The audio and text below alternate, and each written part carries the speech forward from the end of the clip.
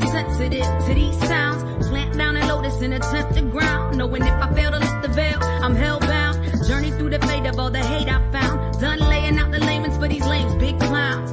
We can still throw down pound for pound if you choose to drag my name through the mud with no bounds. Scars go deep, but the passion can shift. Trying to find a balance between anger and bliss. Searching for my purpose when success is a myth. I thought I knew the gist of the plot, but it came with a twist. Had it all mapped out, but none of the pieces fit. Abandonment issues got me doing the split.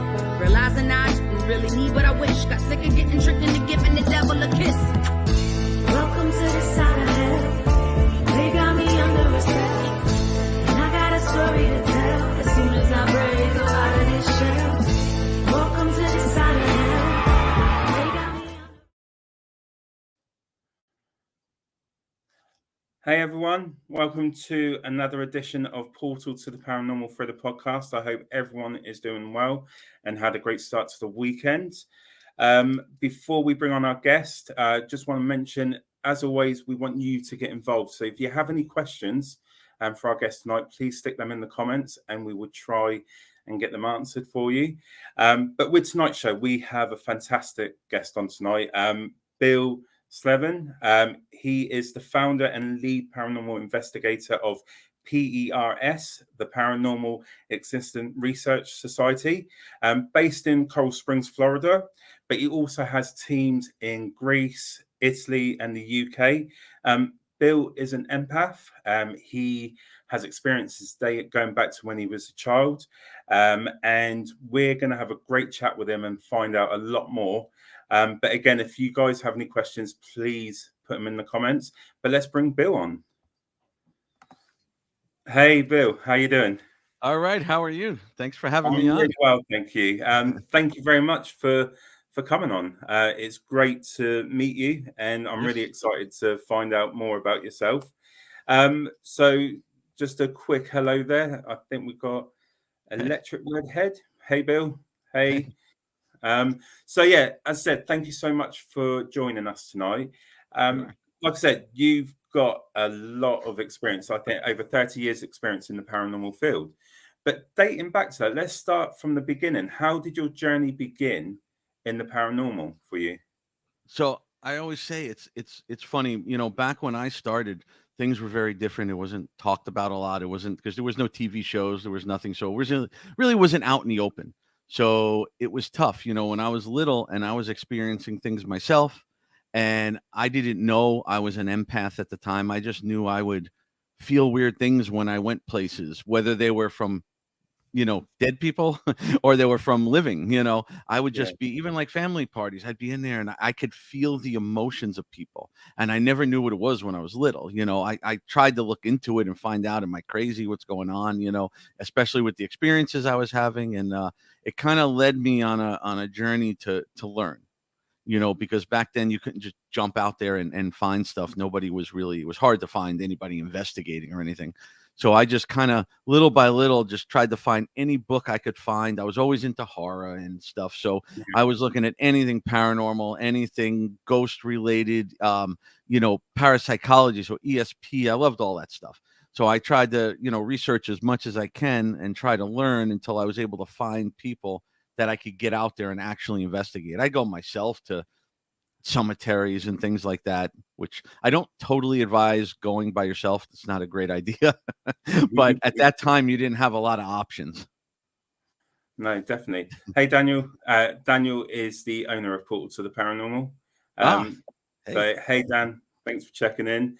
So you're saying it dates back, when you were quite young, you remember these experiences come through. And like you said, back then, the paranormal wasn't a big thing. It wasn't something that was highly spoken about. No. And as we were saying, we were talking about, our backgrounds, being Catholic as well. Did you find it quite difficult to try and explain yourself to, to tell your family? What were their perception of what was going on with you, if you don't mind me asking? They didn't actually know a lot of it. They were not really believers. They were not into it. I joke about it today. I said, my mother, I don't think she really even believes still. Even with all of what I've been doing and stuff I've actually shown her and stuff. And, it's hard because, a lot of Catholics believe that you shouldn't be playing with this and everything is the devil. And I don't totally agree with that, but yeah, it was tough. You couldn't. If I brought that up back then, they would definitely lock me up at that time. It must have been a hard transition for you then, from realizing that at an early age. What age do you recall, the age that you started researching the gift that you've got of being an empath? And what did you do, and how did you find someone in the end to help you with this? And Well, I would say I probably started actually doing like research, going to libraries, trying to find any book I could find, anything like that, probably around 11, 12. So yeah, somewhere around there. So you're looking at, I don't want to date myself too much, but you're looking at about 81, 82, and yeah, I just started learning. I didn't actually get on a I didn't actually get on an actual residential investigation until I believe it was 1989, my senior year in high school. And it was just people I happened to know. Like a few of my friends, a few people knew what I did and what I was into, and they weren't into it, but they knew some people that I didn't know that were into it. So they kind of connected me. And then one time these guys said, "Hey, one of our guys is sick. You want to come on a residential?" So that's how I got into an actual residential. Before that, I was just going out on my own and kind of researching. And I've been 30 plus years in the IT field too. So I'm a technology expert. So I have a lot of equipment. I use this much of it in a person's home though. We don't use it much for residentials. We use the basic stuff, environmental things like that. But I have a ridiculous amount of equipment. I just love to go out and play with it when we're doing public stuff, Definitely. And before we go into getting into like being a paranormal investigator, going back to the early years, and how did you cope with the different feelings? So, you're picking up spirits, they're giving you their feelings of, sadness. You must come across different Yeah. emotions. But at a young age, and how can I say it? And not having a real support system because it wasn't something that was highly spoken about and wasn't popular. How did you cope with that as a young age and keep yourself, in a good frame of mind? It was tough, honestly, because I would say I remember. I mean, I obviously I don't remember way back, but I mean, I would say I remember feeling those things at like 8, 9, and again, I would go to like a family party or something, and I can pick up on. I didn't know that's what I was doing, but I was feeling, like you said, I'd be feeling sad or I'd be feeling depressed or I feel something. I didn't realize it was coming from either somebody at the party or somebody that we didn't know was at the party. I Yeah, had yeah, no idea back then what it was. I just knew I wasn't feeling right. And I knew it wasn't me because I didn't have it, just sitting home, so I knew when we went there, something was weird. So you couldn't really, I couldn't really ask my parents that. Again, they would think I was crazy, so it was tough to deal with. I just kind of started looking into anything I could find. It was hard to understand. I started looking at the paranormal thinking, could it be something paranormal? Because again, yeah. it wasn't talked about a lot. So I didn't know. And I started seeing books on things about abilities and stuff with parapsychology, which was back then. You saw things about ESP and telekinesis and things. So I started reading on a lot of that to try to see if could that be it. It took me a while to understand what an empath was. I had no idea until I was older. Mm, So mate. it, And no, go ahead. still I there, Bill? I think I Oh, froze for a second. I know you. Yeah. So it must, like you said, it was quite hard. So going forward, integrating with people, did you find it quite hard to be sociable with this gift and not knowing how to deal with it? Was that quite a challenge for you as well, to be in a social gathering, knowing what you can do and what you can pick up? Was that difficult for you? You know what's funny about that is I know a lot of people that are empaths, psychics, mediums, and a lot of them don't like being out in crowds and being around people because they're picking up stuff all the time. I don't know. I think at an early age, I don't know how, and I don't know even to this day really how to fully control it. But I learned how to tune it out. Like, I have no problem being around crowds. I love being in crowds around people. I mean, when I do my lectures at some of these conventions, we have, 500-600 people in the crowd, and it doesn't bother me one bit. I kind of just completely tune it out unless I'm on an investigation. But sometimes, as strange as it is, sometimes it will affect me. Like, we were watching a TV show, and it was, like I forget what the show was, but um the guy was really, really nervous on the show.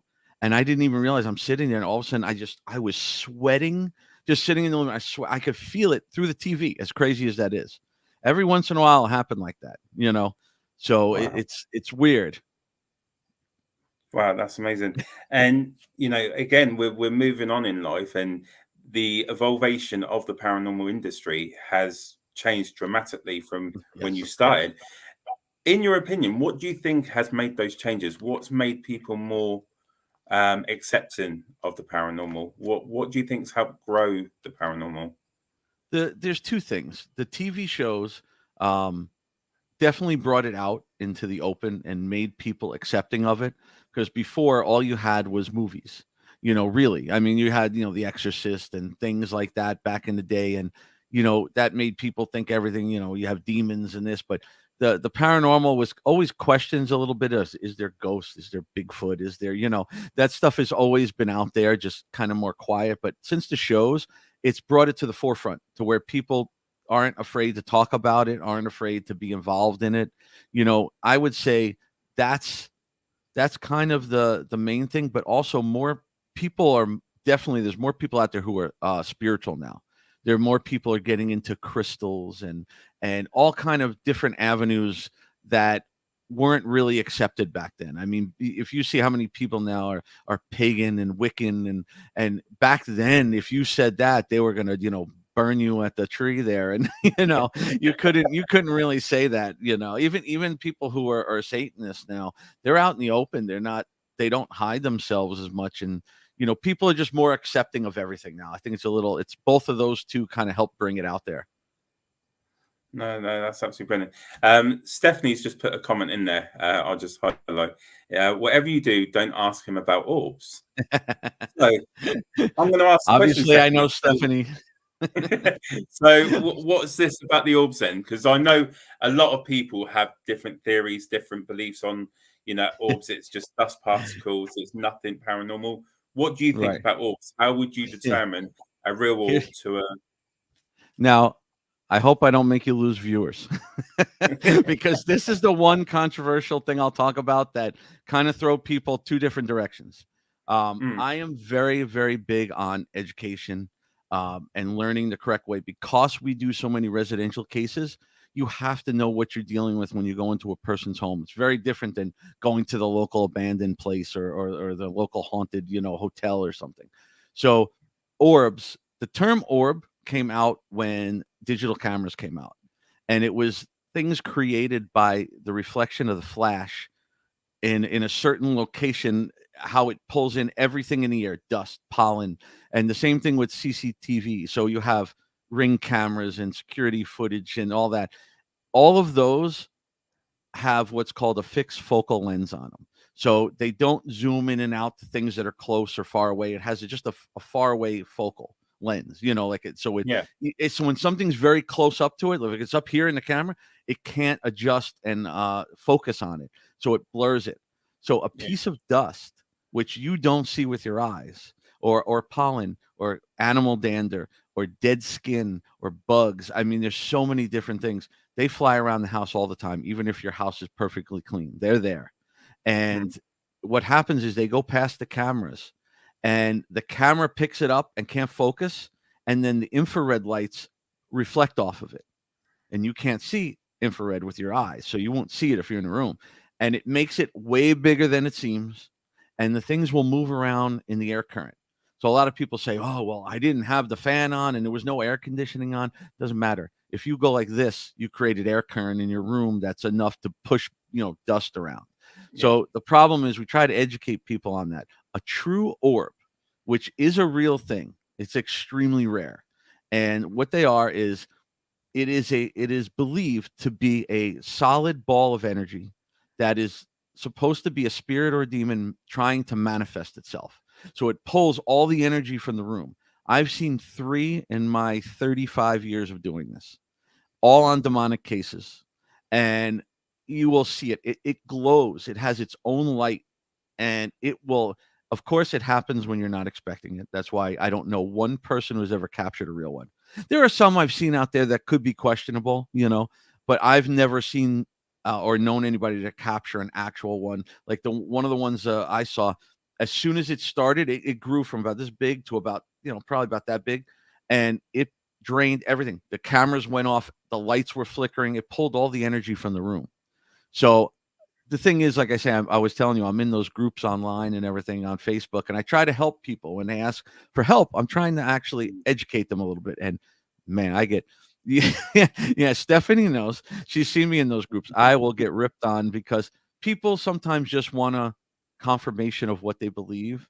And it's kind of, everybody thinks it's cool to be haunted, and everybody wants to capture a ghost now. So they get annoyed when you tell them it's not a ghost. And I'm not doing it to, I do it very nicely. Some other people will just say, "Hey, stupid, clean your house." There's some funny comments in there, but I actually explain to them why it is and how it's caused and things like that. But some people like it, some people don't. I think with this industry, and I hope you agree with this, it's one of those industries that there's a lot of different opinions, and it's one of those things that, one, if you ask the question, respect the answer that you get, but then secondly, everyone's opinion is valid. Everyone has done different research to come up with their reasons to why they think the way they do. Mm-hmm. And you say that you do a lot of residential investigations, like home investigations, and you brought up about demonic and spirits. In your experience and what you've learned, how are you able to separate what is a demon or a demonic entity to a normal spirit? Is there a pattern that you find, or is there like a sense? What happens when you're faced with something like that? A few things. First, I've been studying demonology for probably about 25 years, mostly Catholic demonology. So it is very, and it's one of the things we tell people, that if you're into going, you want to learn how to ghost hunt and everything, go do the public stuff first. Don't, like I was saying, don't go into somebody's home unless you're going with somebody who knows what they're doing, because could cause a lot of problems. And those people will never know how to tell the difference. It can be very tricky sometimes, because the first stage of a demonic, presence is infestation, which is like a haunting. They'll knock, they'll make noises, they do things to make you acknowledge them. So at that stage, it is extremely hard to tell the difference. For an empath or a psychic or something, sometimes you can tell the difference because the energy level is very, very different. Even in a place where you might have a bad spirit, or even some people that aren't the best, that are in the house, you can see the energy, but it's a very different energy when you walk into a place that has some kind of demonic, either an infestation, oppression, possession, whatever. There are some telltale signs as you go along, things like, when we cleanse a home to clear a spirit out of the house, we use sage, we use Palo Santo, I use singing bowls to cleanse the energy. I use a lot of different things. For a demon, that stuff doesn't work. You can throw sage there all day long. The demon's just probably going to get pissed, to be honest with you. Not going to like it. But it's not going to do anything to it. They will only respond to religious provocation. So you pull out a cross, you throw some holy water, you say a prayer.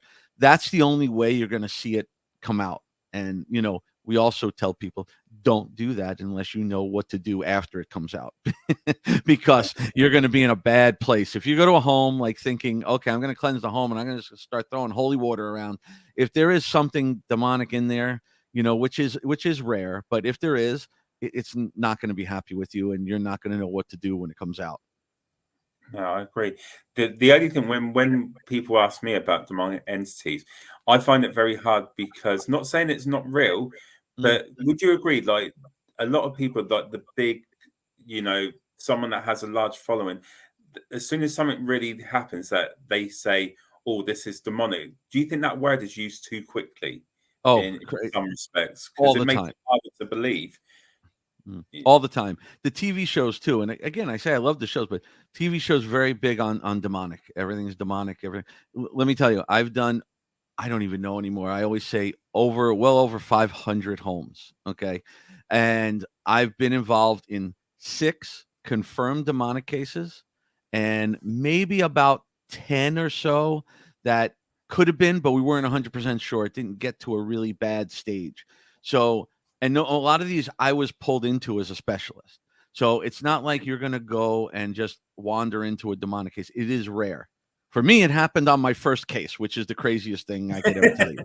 But it really is. It is a rare thing. There are, some people do push on the demonic a little too much, and you have to be careful. I tell people you have to be very, very careful because during the day I'm an IT director, but I'm an IT director for a psychiatric drug and alcohol treatment facility. So I've gotten to learn a lot about, psychiatric illness and addiction. And when you go into a home, even when we're dealing with clients, a lot of people don't want to tell us that maybe they have a psychiatric illness or they're diagnosed with something or they're taking heroin or something like that. They want to tell us because they think we're going to go, well, there's your problem. And that's not the case because people who are, have an addiction or have a mental illness, they're actually more susceptible to spiritual and demonic attacks because they're already oppressed. They're already having issues and they're kind of broken down a little bit. So especially demons that tend to actually go after people like that more. So it can be both. And it's very important for us to know because if we go in, we need to know what we're dealing with because, obviously, and another reason we tell people don't go into a home unless you know what you're doing. Because if you go into the house and let's say the person doesn't tell you or they don't know that like they're schizophrenic or bipolar or some kind of, even they're on medications or something, they may not, you won't understand when you go in. So yeah, they're hearing voices, they're seeing things, they really are, but it's not paranormal maybe. And if you go in there and then tell them, oh, well, we think you're haunted and we're going to cleanse the place, your sage and your Palo Santo and all that stuff is not going to help their schizophrenia. So now you're going to leave them and now they're schizophrenic and they believe it is a ghost or a demon and they're going to be more traumatized than they already are. So it's kind of dangerous, so you got to know about all those things, especially even with addiction and stuff. You have to go in and those are the things that help you determine a lot, because like poltergeist activity, everybody knows the term poltergeist, things flying around the room. It has been proven in parapsychology that a lot of poltergeist activity is caused by the energy of teenagers, especially female teenagers, going through puberty, that their energy is so strong, it actually creates poltergeist activity in the house. It's manifested into the house. Wow. So there's a lot of things people don't know about that side of it and energy and how it is. Sometimes we go in a home and we just cleanse the energy. It wasn't a ghost or spirit. It was just bad energy in the house. And they're feeding off that energy and people are getting scared and people are getting mad and it just kind of builds that energy in the house. Wow. And with, doing the residential, I take it you got to treat it a lot different than an actual paranormal investigation. When you imagine a paranormal investigation, we will use technology. Like a lot of equipment has evolved, from the start, and that's what a lot of us use to see if we communicate. Do you use equipment going into a residential? What is your process when you're doing a residential? Well, if we determine the need to actually do an investigation in there, because it's not all the time, and we don't always go in and do 5-hour overnight investigations. A lot of times it really isn't necessary. When we go to the home to actually investigate, we use a few things. We use video, we use audio, we use environmental things. Like, everybody knows the K2 meters, EMF K2 meters. K2 meters are fun and they're great, but they're not great for residential homes and really understanding EMF. You need things like tri-field meters and things that are field meters that actually read the levels. And you don't use them. We don't go into a home and take out a K2 meter and do yes, no answers on things. That I would never do that to a client. I don't bring SLS cameras and show them a stick figure. I don't do all that stuff. We'll go and use EMF meters to do like base readings around the house. So we can see if there's areas of the house that's putting out maybe a high level of EMF, or try to kind of read it around the home. We'll use things that are environmental: temperature, humidity, like EDI machines that will judge all the temperatures and humidities, look for giant drops in temperature. Obviously, oh god, another, I know Jeff too. Not flashlights. No. All right, let me take that for 1 second and we'll go right back.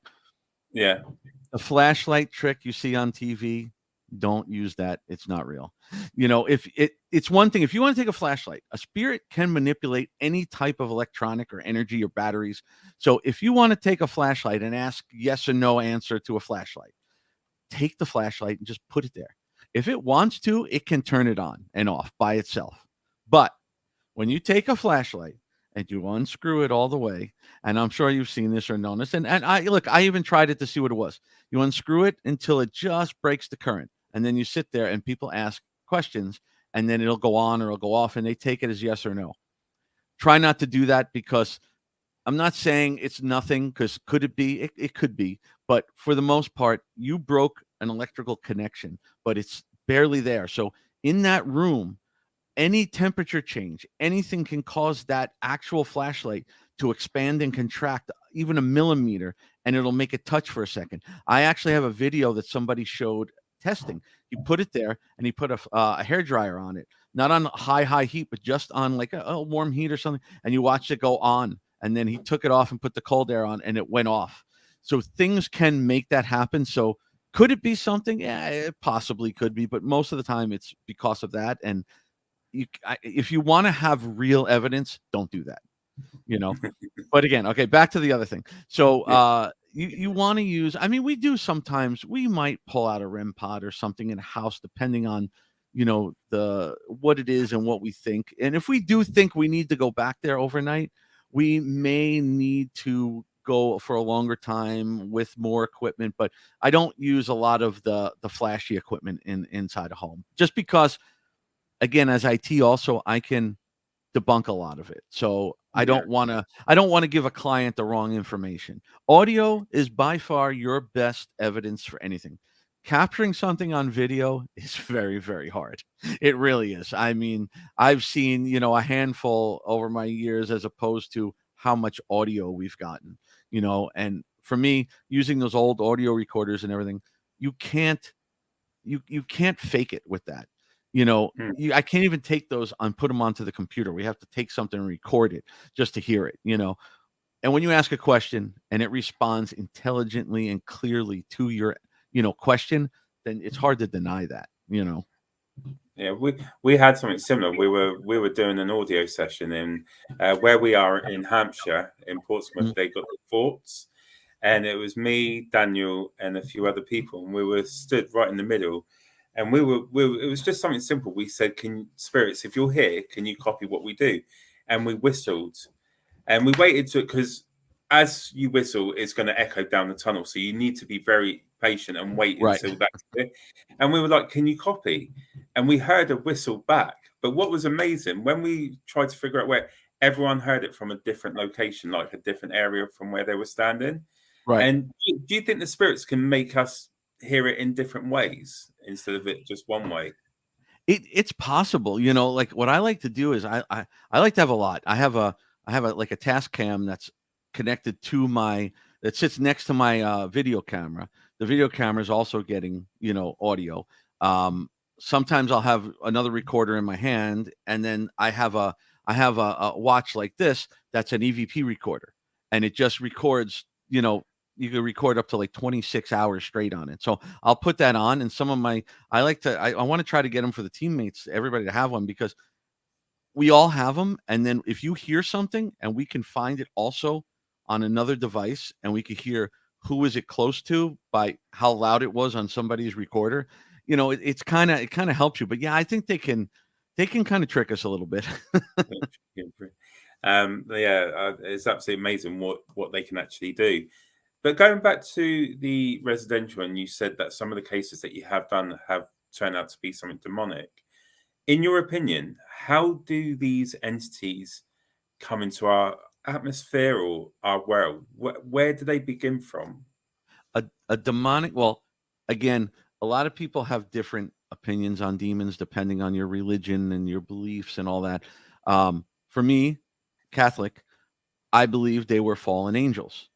You know, there's a legion of them that is run by Satan, and there's a hierarchy of demons.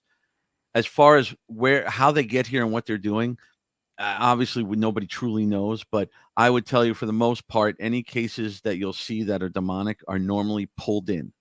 They could be one of two things. If it just happened to go after somebody who was, like I said, had a mental illness or something, they were looking for somebody who was already kind of oppressed. But most of them are pulled in. Ouija boards, seances. You know, it could be people trying to investigate in their home. You know, I tell people I don't play with my own equipment in my house. You know, I'll put the batteries in, test it, make sure it works if I'm going on an investigation. But you don't need to be in a place that's haunted. If I sit here right now and pull out my recorders and stay here long enough and play with them, I'm inviting something in. So I'll pull something in eventually. And then now I'm stuck with it, you know? So the demonic really does come in usually from something that was pulled in, Ouija boards. I'm not one that will tell you Ouija boards nobody should touch them and whatever, but it's about your intent of what you're doing with it and how you do it, how most people that use Ouija boards are usually already grieving and looking for somebody, that they lost.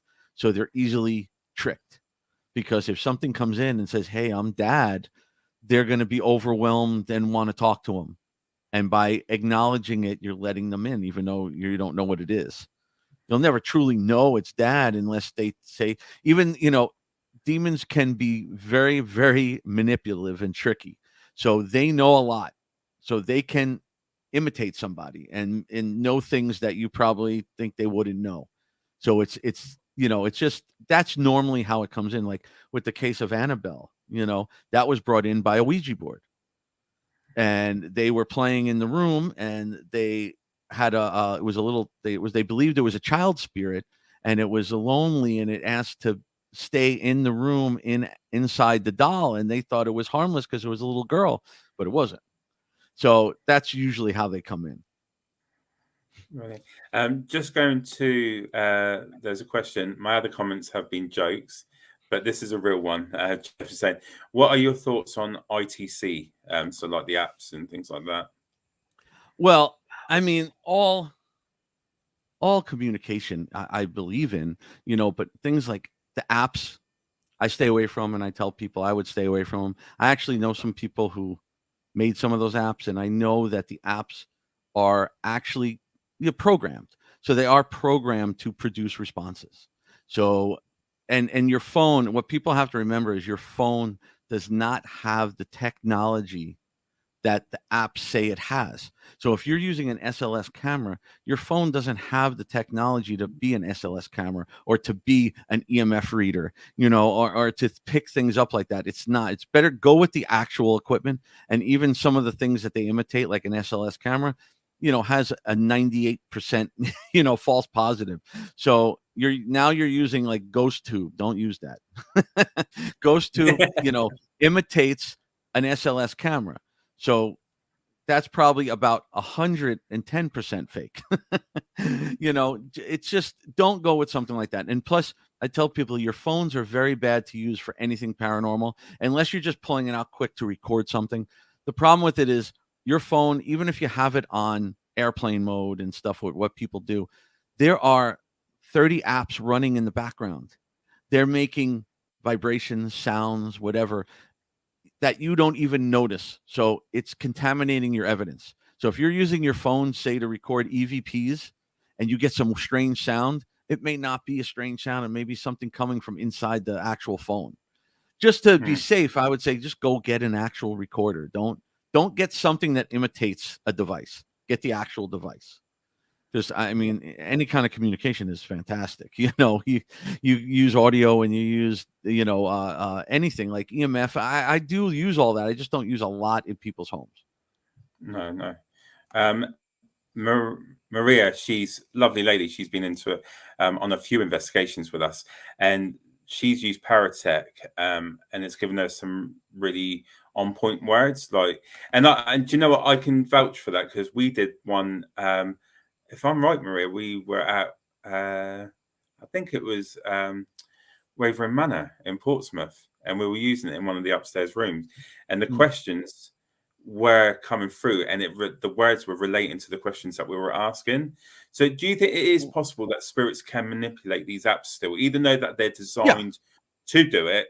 Do you think it can work at some point? Yeah, and that's the thing. I don't want to say that, look, that you're never going to get anything through them, because you can. And I played with them. I played with them out in the public. Again, out in the public, yes. Not in somebody's home, but you can see them, because I've gotten stuff.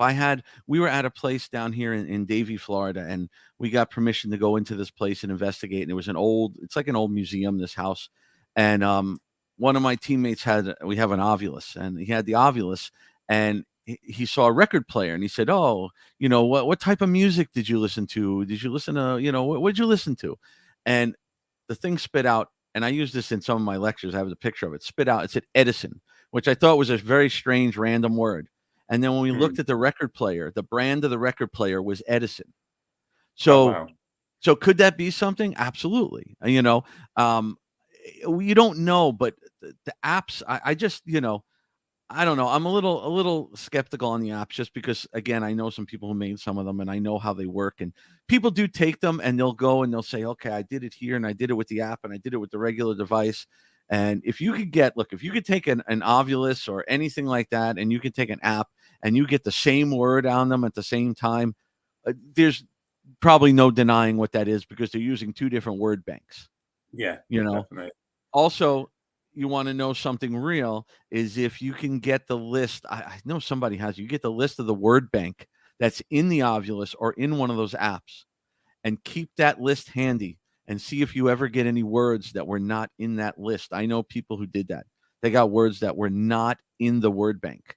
So, that's, I don't even know how to explain that. I can't say that's a mistake. Yeah, that's not a coincidence. Absolutely brilliant. Stephanie's just popped another comment here. I'll just quickly read.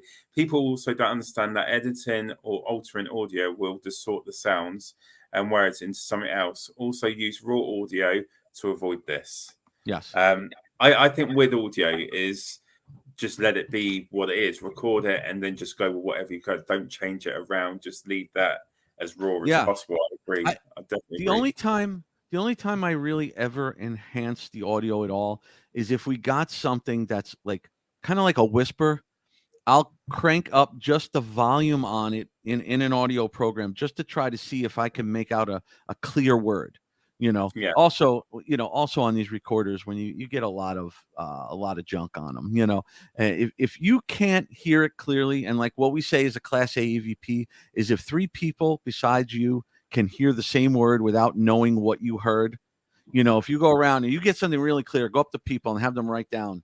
3 people, write down, what did you hear? What did you hear? If you all get the same word, that's a Class A EVP that you can't deny. Because audio pareidolia is out there, and I can play just about anything and then tell you what I think it is, and believe me, you're going to understand and hear that, because it's just how our brains work. But I've heard a lot of stuff, but and it could be something. It honestly could be something, but if I can't make it out, I won't consider it evidence for me. I want to hear it clear, and I've gotten some crazy clear ones. Oh, brilliant. What's the best EVP? Can you give us like a snippet of what your best EVP was and what happened in it? Yeah, actually, one of the most unique, I would say, is one that just happened to me in October. And this is one of the few times that I actually wound up with an attachment on me, which was very unusual. I haven't had that too much in my life. I don't know if it was an attachment or if it threw its energy on me or whatever, but I was definitely messed up for a good week and a half. And it was here in West Palm Beach. I don't know if you've ever heard of the Riddle House. The Riddle House is very, very well known. Ghost Adventures has been there. So it's in West Palm Beach. You have Yesteryear Village. It's basically a village of a bunch of museums. They're all the oldest homes from the West Palm area. and they're brought in and rerouted and put there so that they can be now like little museums, and they have tours during the day. But a few of them have big haunted histories to them, and Riddle House was made more famous because Zach and Ghost Adventures were there. So I've been there a bunch of times because a team I work with called War Party Paranormal, they do the public tours for the city there. So one of the things they get private events for their team. And they're so nice to always include me in them. And I go there a lot, and I've never had a problem there. But the main thing of the Riddle House is the attic, because that's where this guy Joseph hung himself. And that's the main story of this house and what people believe who they believe they talk to. So this time, and usually the attic's closed off. No, they don't let anybody in there, but it was open. And when I got there, they were already up there. I went up there, and we had like about 5-6 people in there. They all had recorders, and they were just doing EVP sessions. And the one guy said, okay, he goes, this guy's never been in the attic before, talking about me, saying, I got a new device. I want you to talk directly to him. And everybody stayed quiet. And, we played mine. Mine had a lot of garbage. A lot of people had, maybe something, but we couldn't tell. And then the one guy's came on, and it was the strangest EVP I've ever heard, because if you know about EVPs and you've done them, you stay quiet and you get that response. This talked over the guy asking the question. Oh, wow. And it was clear as day. And it said, he's dead, to me, which wasn't, great. And I always joke about that, because when I came home, it was late. My wife was sleeping. The next morning, she goes, oh, what happened? And she's not, she supports me on this, but she doesn't like investigating or anything. But I was laughing. I go, yeah, we got this recording. I played it for her. And she's like, I don't find that funny. I'm like, yeah, it's fine. I'm protected. I'm always protected. And no, but then for the next week or so, I was sick. I was having every type of bad luck you could have. I had to get blessed and cleansed to get it off of me. It's rare with that too, but it can happen, but that was probably one of the most interesting EVPs I ever had, because I never heard something talk over somebody. Wow, that would be cool. That's amazing to, someone's talking in the living, and then suddenly they're overspoken by a spirit. But then you're talking about, cleansing yourself, protecting yourself. So when you're going, like, I know residential is one thing, but moving on to paranormal investigations on locations, do you do a protection chant before you go into it? What is your sort of routine? And what do you do? Always. First of all, I have a bunch of things. I have other things there that I wear, certain medals and stuff that are blessed by priests, by archbishops. I always have that stuff on me. We have a protection prayer. For me, it's a Catholic prayer. It's a thing we say before we go in, and then a different one when we leave. And I tell people, it doesn't matter what religion you are, even if you're not following any religion. It's all about what your beliefs are and what your intent is on it. So you can say anything you want, really, as long as it will protect you, and you believe it will protect you. So when I'm there with my team and I read this and they're not Catholic, it doesn't matter, because I'm the one reading it and I'm the one with the intent. So I'm protecting them all, and when we leave, we have another one we say to make sure nothing follows us. Nothing stays with us. Nothing's 100%, because I did all this that night and yet it still followed me. Yeah. But I don't want to scare people too. When you go on a ghost tour or any of those places, it's very rare anything's ever going to come after you there or follow you home, because most of those things are attached to the property.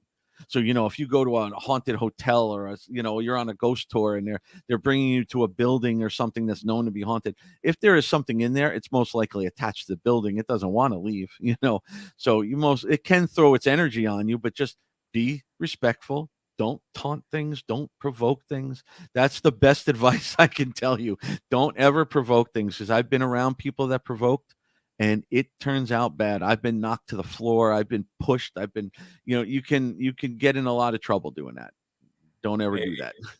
It's like you've said a few times. You just got to know what you're doing, and you got to be, be respectful. Right intent, the right intent. So would you say religion for you then plays a factor in your investigations? A lot of the time you rely on your religion or your religious beliefs to protect you and guide you through your investigations? That's what's going to protect you. Whatever your belief is what's going to protect you. Religion doesn't play a huge part, when you're going into just a home or you're going to an abandoned location. You're playing with equipment, you're trying stuff, but the religion side of it, or whatever your beliefs are, is what really is going to protect you. Like I said, even if you're an atheist or whatever you are, whatever your belief is what protects you. It doesn't matter. We go into a home and the people are Jewish. It doesn't mean we can't help them. It's not like I'm going in there just waving crosses around and throwing holy water everywhere. It's not like that. But it will protect us. And if I'm doing a prayer, that will protect the actual family while we're in there too.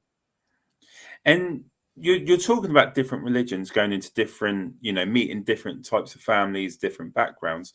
Do you have to adapt your techniques, like your prayers and that, based on the family? So if you go into a Jewish household, would you avoid doing certain prayers that they don't believe in? Do you have to sort of find out what they're happy for you to do, or do you just explain how you do it and the way it works for you?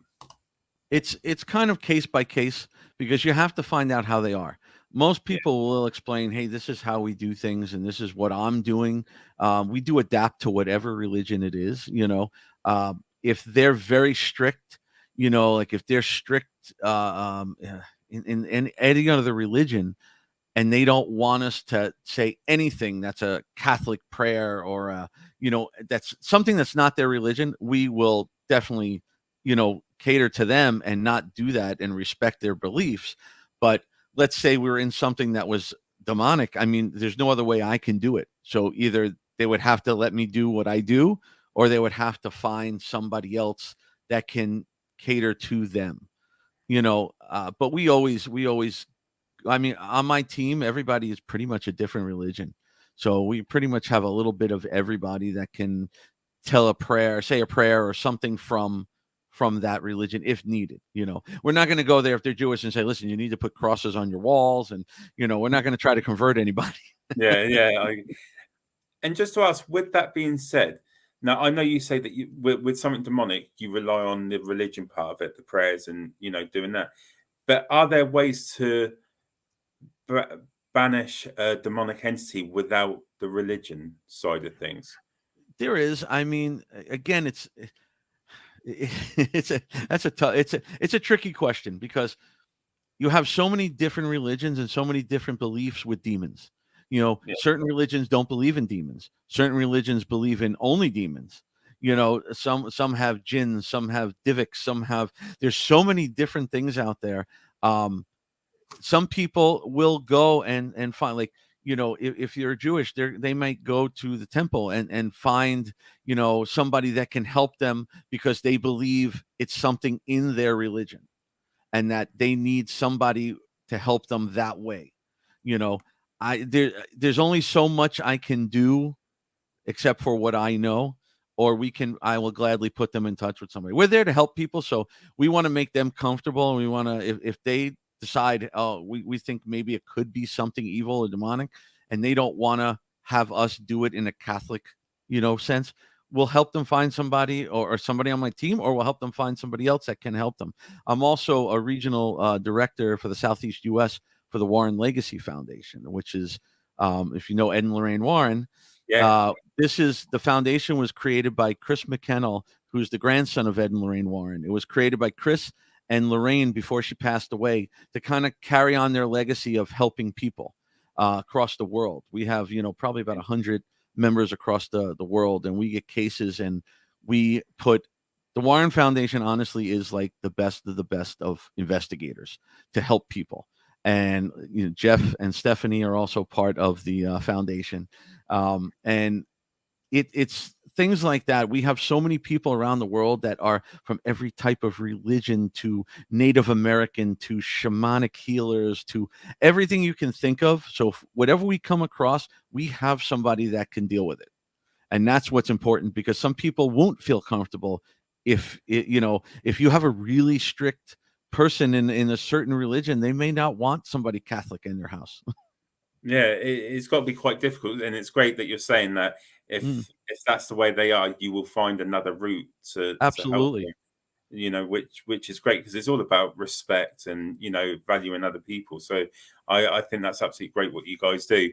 Stephanie's just put in there, it's a strong intent and belief system that helps in protection. That's brilliant. And then Jeff, back in the room, summon a stronger demon to beat up the weaker demon. And so that brings up an interesting point too, that people don't realize with the demonic stuff, is that a lot of times it's not one. There is a hierarchy behind them. And sometimes, and that's why I tell people, don't go in and start throwing holy water around. There are people that believe they can walk into a house, have no training, and banish a demon from the home. And it is possible that if you're a strict religion, let's say Catholic, and you come in there and you pull out your cross and you bless it with holy water and you say a prayer, that maybe you can get that lighter demon out of there, possibly. But what happens is he's not really out of there. He's just moved aside and the next level comes in. So you got to watch that. It is something that I learned a lot in demonology, that a lot of times they are in like levels. If one is weak and it gets pushed out, the next one will step in. So it's something you got to be very careful with. So it can be quite a dominant situation then between two different demons. A lot of times they say with a lot of possessions have been proven that it wasn't one. It was more than one there. Wow. that is amazing. So yeah. And with yourself then, over 30 years experience in the paranormal, has there been a point where something has happened to you personally where it's made you have to reevaluate what you're doing and think this is too much, where it's pushed you to your limits, or something's happened that's not necessarily scared you but made you feel I need to step away from this? And is there an experience that you can tell us about?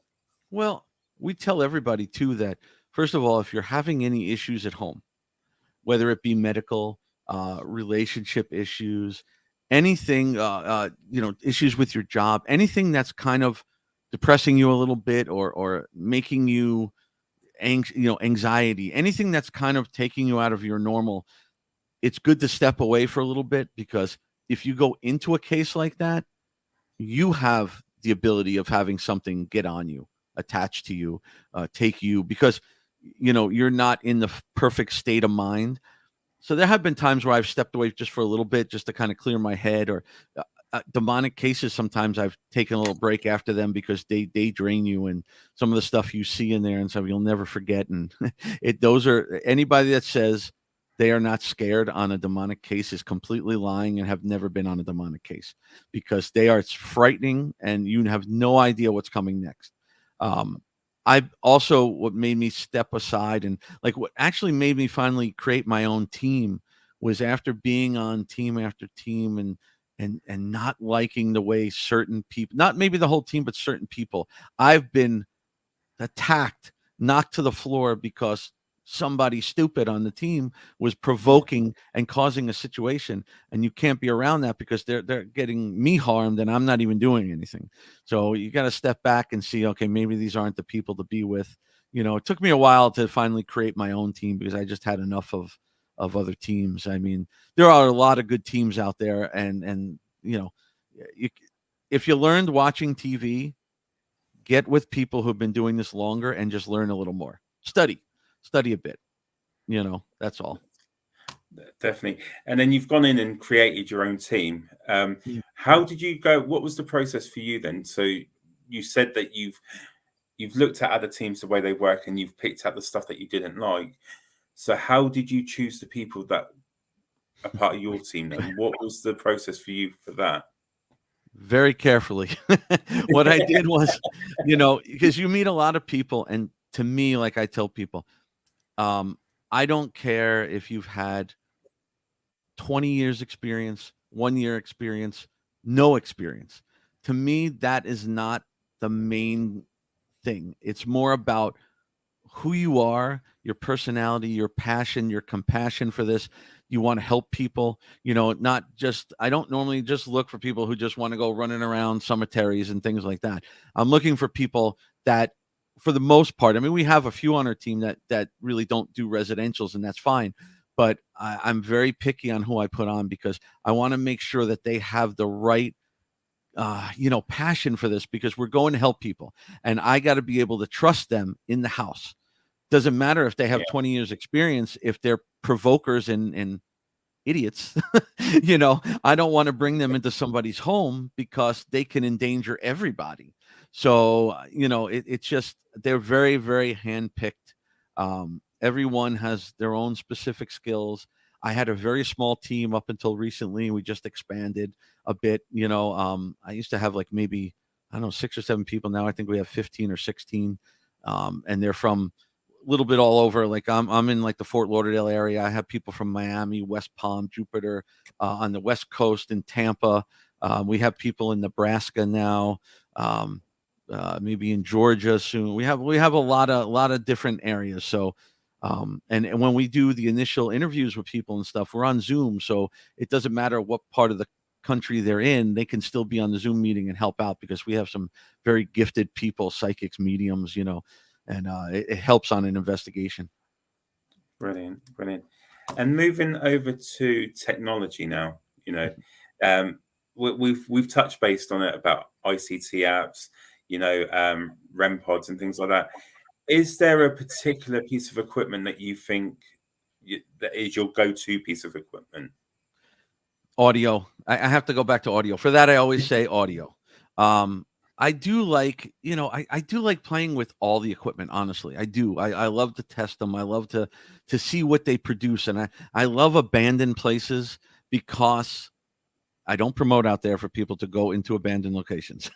I got to say that, because there are a lot of legal issues, a lot of dangers, mold and things. You got to be very, very careful. But and I know people that have gone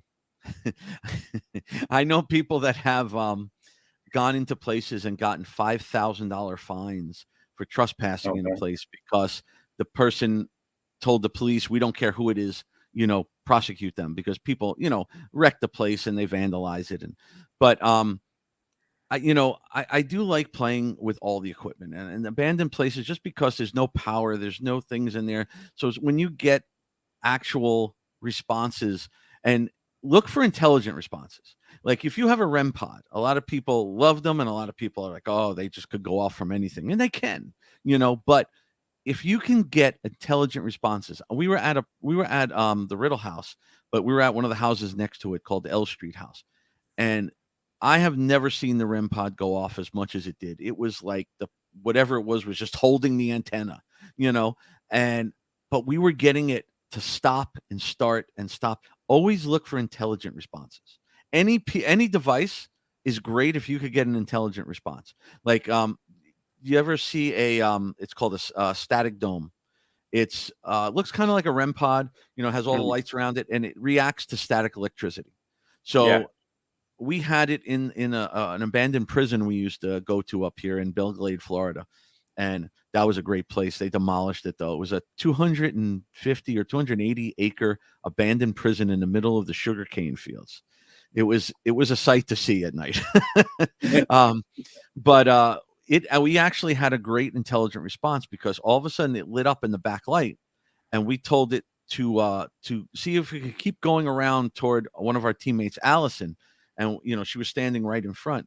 And one by one, as we told it, it kept moving on the lights around the circle, around the dome, until it got to her, and then it went off. So, like, to me, people can say, oh, those can be manipulated, and I know they can, but that can't be, because it was an absolute intelligent response.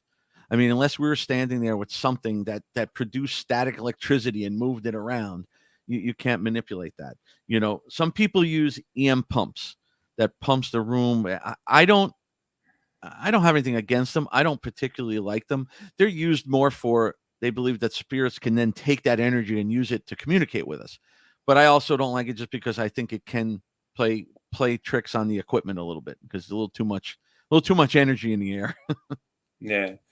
And for yourself personally, with being an empath, going into a location, it must be, your investigation starts pretty much straight away before putting out the equipment. But do you find sometimes it's overwhelming, like depending on the location that you're in? And How do you set the scene for yourself to be able to go into these locations and be able to work out what's going on? Do you communicate with those spirits and say, back off, or what do you have to do when it's using your own abilities? You have to have limits. And anybody who has any abilities will tell you there has to be boundaries. So if you go into something and something is overwhelming, you have to tell it to back off. Don't be completely disrespectful to it, but Yeah. stand your ground and give it boundaries. There was a house we went into it was in Boca, Florida, and the girl thought there was a demon in the home, and of course, because everybody thinks there's a demon in the house, and you know, we went in there, and I can tell you, it was no demon, but there was something going on. But it was very interesting because we went in the house, and the entire house was a big, big mansion, and the house was like so light and welcoming, and I was like, I don't know what's going on. I don't think there's anything going on in here till we went into the girl's room. When I took one step into the room, it felt like somebody was sitting on my shoulders. The energy was so heavy in there, and I was teaching the girl how to cleanse, because you got to teach the people how to cleanse themselves, because it's their problem. They have to learn how to do it, because if we just go in there, wave sage around, and cleanse the house, the minute we leave, they're going to bring it back if they don't know what they're doing and they don't know how to take care of it themselves. I had to go back to this girl's house a few times because I knew she was going to bring it back. But I was trying to teach her, and then the boundaries, and this is where I'm getting to. The boundaries, you have to have boundaries, but there's a there's a level in between boundaries and provoking. Yeah. So like when I was teaching her and she wanted to lay on her bed, and I said, okay, you can, and I was explaining to her, you can tell them, I don't want you here. You're not welcome here. She started, as I'm cleansing and showing her, she started screaming and saying, I'm stronger than you. Show yourself. And I'm like, hey, no. That's really, that's not what I'm talking about, but you give them boundaries and you tell them, hey, back off, but sometimes, depending on what it is a little overwhelming and it's kind of hard to deal with. But we also do that in a little bit of prayer when we go in. You kind of, that kind of protection helps you a little bit and keeps you a little grounded with things. And a personal question, we're talking about things that you've experienced, attacks that you've experienced. It must take a toll on you, but then it must take a toll on your family as well. Like your wife, you were saying earlier on, she's not into it, but it must take a toll on her when she hears about these attacks. How do you reassure her that everything's going to be okay? Because that's got to be a factor in what you're doing as well. Right. Well, I try to reassure her. She doesn't believe me a bit, but now she's very spiritual, and she's into crystals, and she's a feng shui consultant, and she works with energy and dowsing rods and pendulums. And so she knows that side of it. She just doesn't think you should be playing with this stuff, because it can attach to you. And believe me, when I go on an investigation, and then the next day I'm out, whether I'm at work or I'm somewhere else, she is cleansing my equipment, my clothes, the house, everything you can think of, and she's, I come home and I'm like, why does my office smell like Palo Santo? She tries this, and she also protects me herself with things she does with energy and stuff. And she could help me, so yeah, she doesn't particularly care for it. I tell you this though, I was able to get her to do some EVPs one day. It's when I was telling you we were in London, and we were in Camden Town, and I found Amy Winehouse's house. And I said, so that's the only thing I really investigated while we're there. I went outside with some recorders at night, and we were sitting in front of Amy's house, because I said, this will be the holy grail of evidence if I get somebody singing across this recorder, and I wasn't getting anything, and she was with me because I wasn't going there by myself. And I said, come on, just try a couple, just ask her. Maybe she'll respond to you. She asked a few questions, and we did get something, but couldn't fully make it out. It could have been something, I don't know. And who knows what it was, but so I did get her there for a minute, but I don't think she was too thrilled with that. Like I told you, she was not happy with me when I came home with that thing and it said, he's dead. I was laughing and she did not find it funny, even little things. Do you know who Robert the Doll is? No, I haven't heard. No. Okay. Annabelle. Yes, yeah, I've heard Okay. of Annabelle. So Annabelle, they say, is the most haunted doll in the world, but it's not. Robert the doll. He's in a museum down here in Key West. Um, there's a huge story behind Robert. And I know the guy David Sloan, who's the caretaker for Robert, wrote the books on Robert, runs his tours. I've met this doll many times. I actually have a little mini one in the back case back there. My wife hates it. Hates just the fact that it's an imitation. But the thing and this proves again about the whole respect factor. So this doll is over 100 years old. They say it's actually was the inspiration for Chucky and Child's Play. They say that the guy who wrote it had actually been down there visiting Robert before he came up with the story. So they think it has a little bit to do with it. But the doll itself is not just dangerous. It's not like Annabelle was a different type of doll where it was attacking the family, and Robert wasn't like that. But there's believed a lot of spirits attached to Robert, and there's a thing it'll tell you: be respectful and ask permission if you want to take his picture. He's in a big glass case. And they tell you that if you don't take, everybody hates dolls. If you don't ask permission to take his photo, or you make fun of him or anything, bad things can happen to you. And I can tell you this: at every lecture I give, I talk about Robert. In every lecture, there is at least one person that has a story from things that happened to them to one guy. His wife got killed in a car accident on the way home because she made fun of the doll. Is it coincidence? Probably. But I'm not. Look, I'm 35 years, and I ask permission, and I'm respectful to that thing down there. But the place used to be littered with letters all over the walls. Now it's digital. Literally thousands and thousands. See, you have to ask. There was thousands and thousands of letters there of people who were writing to Robert, begging for forgiveness. Even Ozzy says he was totally messed up by that doll. He went down there with Jack, I think, and they saw the doll, and he laughed at it and whatever, and he was having all kind of issues. He even went and, I don't think this helps, but blew up a little mini Robert, because it's Ozzy and he's out of his mind. But but there's a lot to be said about that doll. The stories with it are just unbelievable. But if you're down in the Keys, go see that tour. They have a tour now. David runs a tour that actually goes in there at night, goes around the entire fort at night, tells you the history, and then they take you for 30 minutes in a lockdown in the room with Robert with equipment and actually investigate. They're very, very interesting. That does sound really interesting to do. And with things like you're talking about objects being haunted, would you say that the objects are haunted? Could it be spirits, or would it be more of a demonic entity attached to, especially with the kind of stories with Annabelle? Now, I don't know if you agree, but I think sometimes when you watch the movie, they hype it up a bit more because they need, the movies, right, Hollywood and things like that. Of course. But in your opinion, with the attachments to these objects, do you think it's something demonic to them, or just a really pissed off spirit that was bad in life that's crossed over and continue to be? It can be both, because like something like Robert, I don't believe is demonic. David has been around that doll for so long, and he wrote the book on it. I think he spent 8 or 9 months, like day after day with that doll, learning the history, being around it. And I don't think he ever believed anything demonic. He believed there was a lot of attachments to it.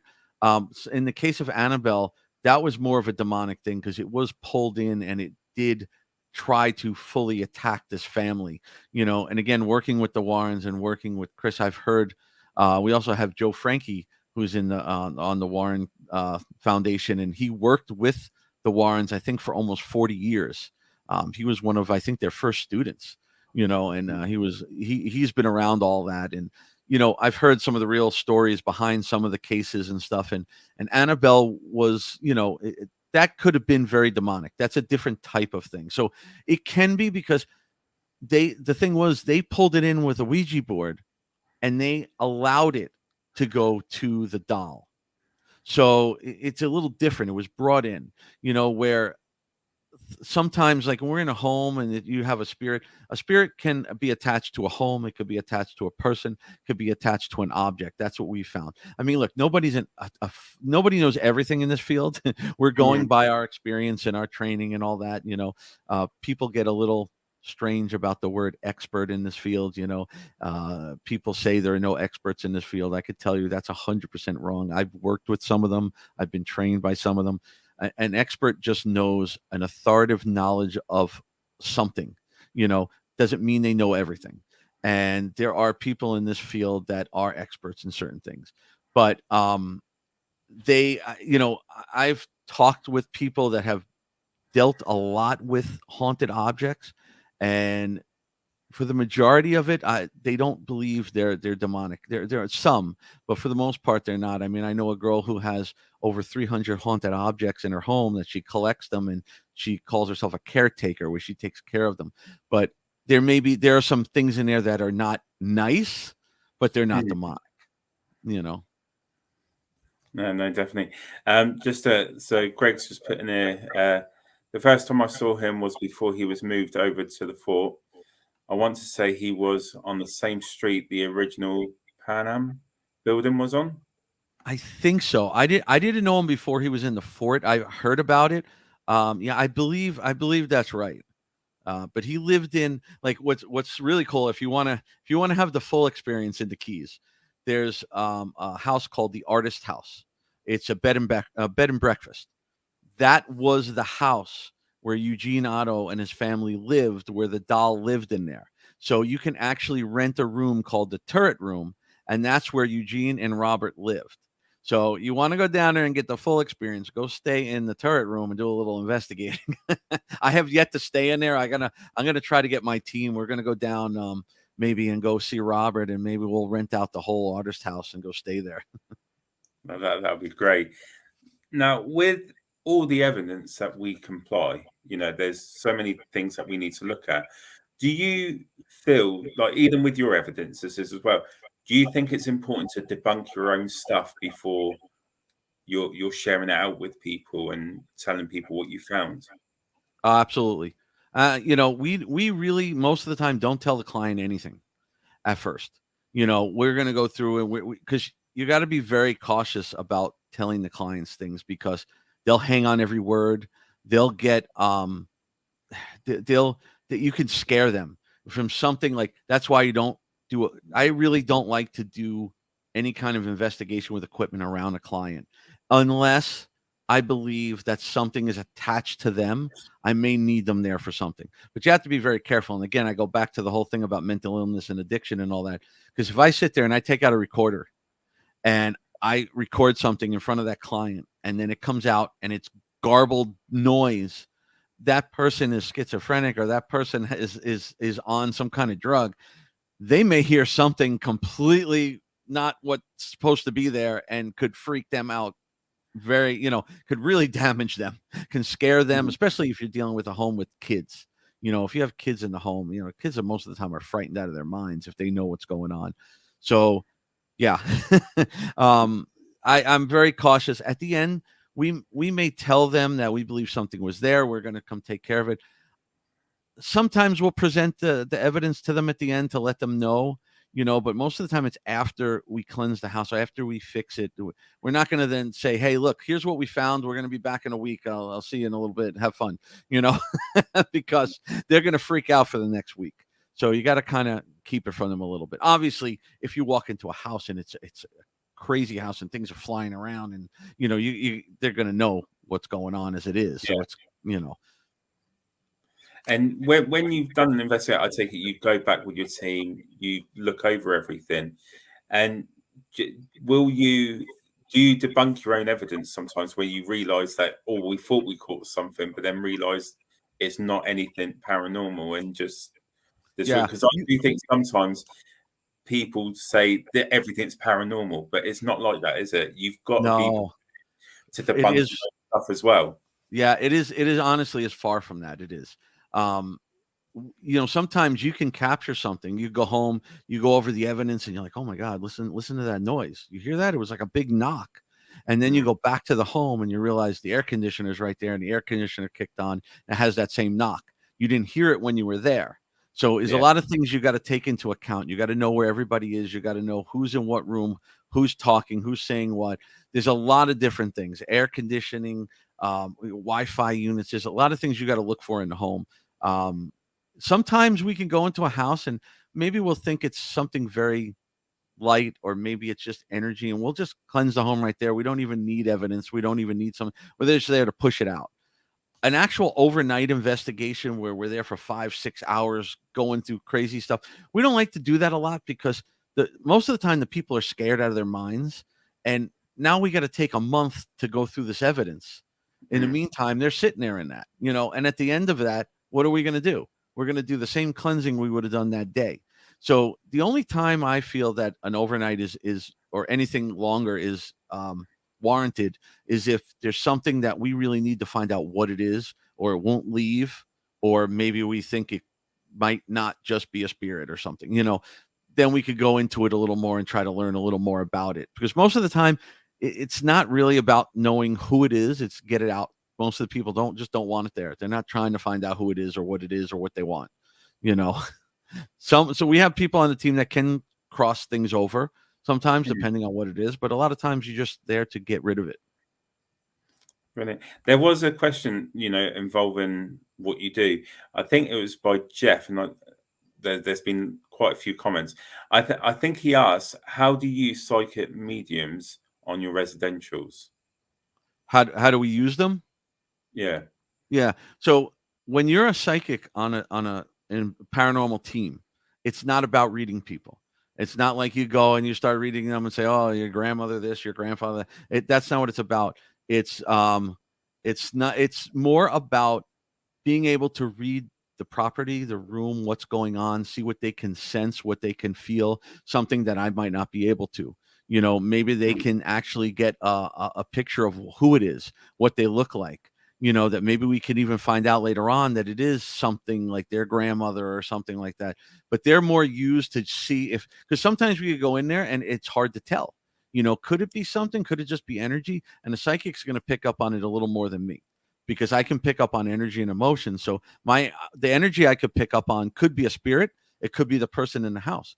We did a case where the lady, one of the ladies in the home, the wife, she, we asked them, you have illnesses, you take medication. No, nobody's said anything.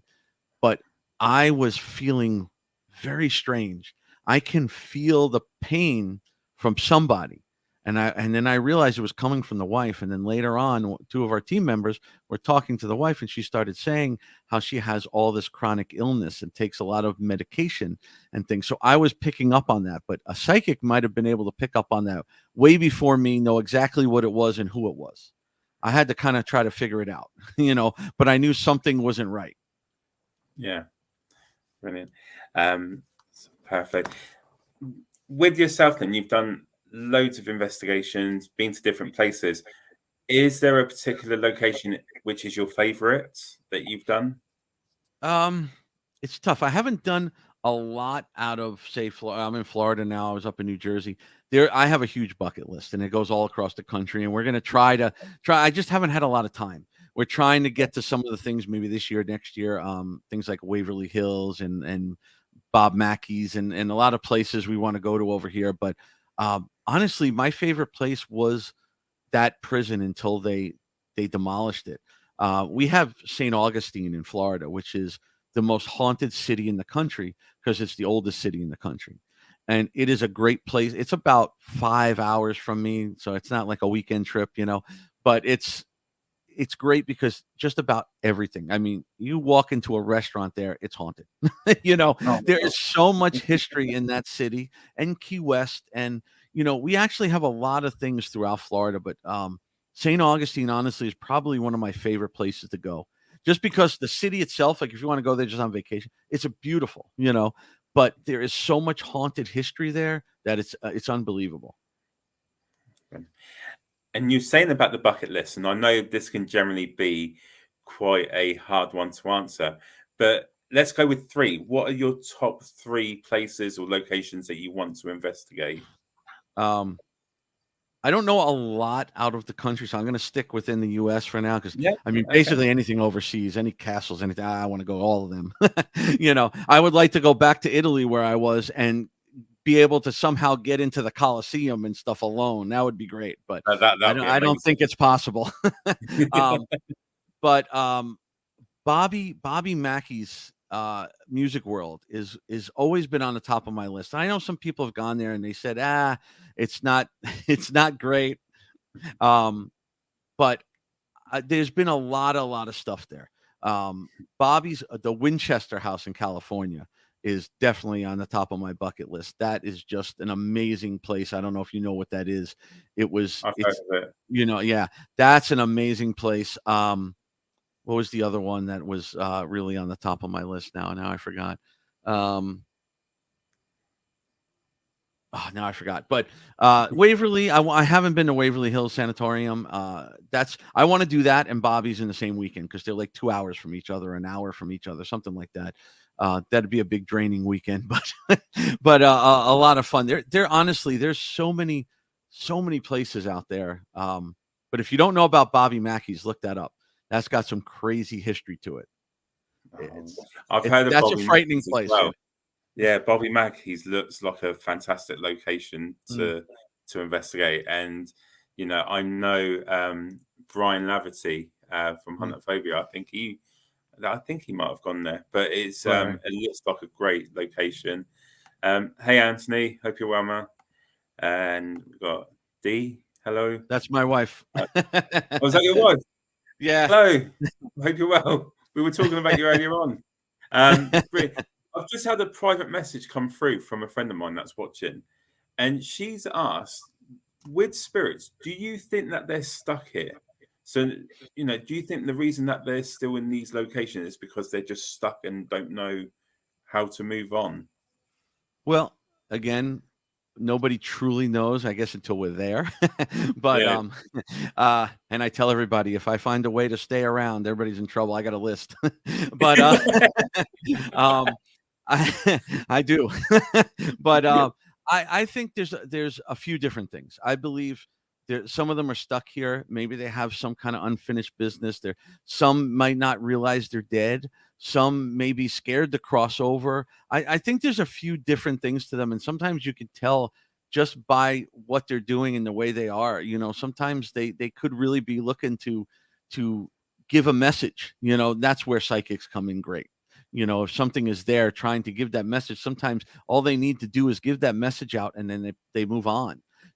I noticed a big uptick in this during COVID and I believe it's because people were there's two different things. First, everybody was locked in their homes. They're definitely getting a little delusional being in their home for so long and everything and not being around people and things and probably, watching a little too much, 14 hours straight of Ghost Adventures and, because they're stuck home. But also you have a lot of people who got sick.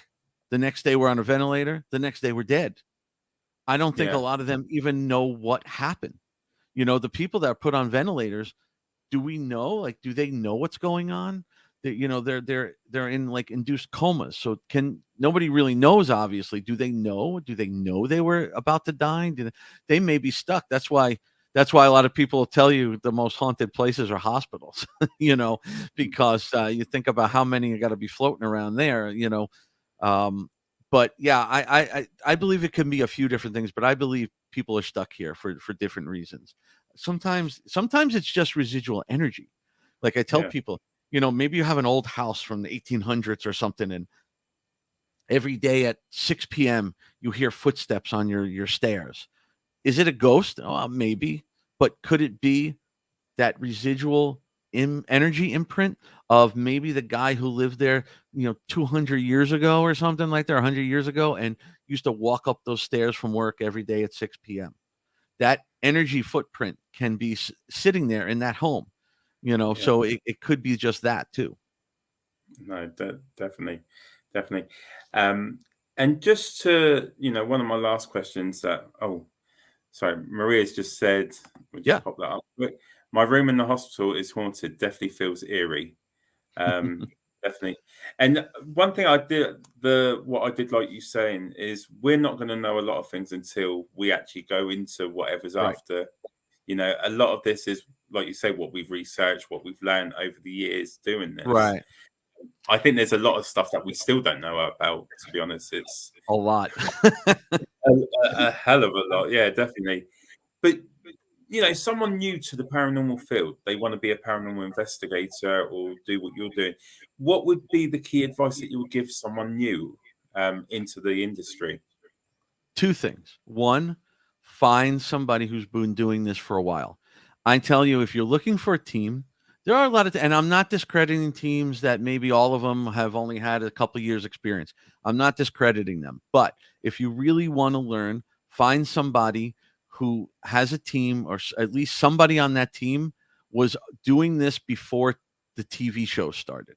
So get somebody who's been doing it 20 years or something like that. I don't remember when the shows came out. I think around 2006, 2007, somewhere around there. Find somebody who's been doing it before that, because they know something different than what you're seeing. And honestly, go and read. I have a bookshelf back there, you know, and on top of my audio thing that probably has 100 and something books in it. Read every book you can find on the paranormal, because even if you get a crap book, honestly, because there are a lot, there will be one piece of information in there that is very interesting to learn.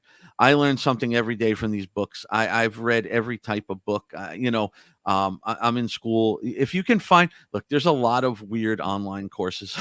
There's a lot of stuff, but look for stuff that is reputable. I'm in a course online now that is a full. This year I'll have I'm hoping to have my PhD in parapsychology and metaphysical humanistic science. Wow. So read a little bit, read about metaphysics, go read about photography. First thing, go read about photography. You're going to learn what the orbs are. You're going to learn what lens flares are. You're going to learn all the things that you can help debunk. And it's not to call people out on their evidence. It's to, it's to, more to learn. So, you know, like, hey, I got this picture and I know a lot about lens flares and reflections in windows and things. I know this is none of that. So I must have a good piece, you know, instead of just going and constantly posting. Like I tell people, there is a thing called pareidolia. A lot of people don't like the word, and it is your brain that tries to create something recognized out of something that's unrecognized.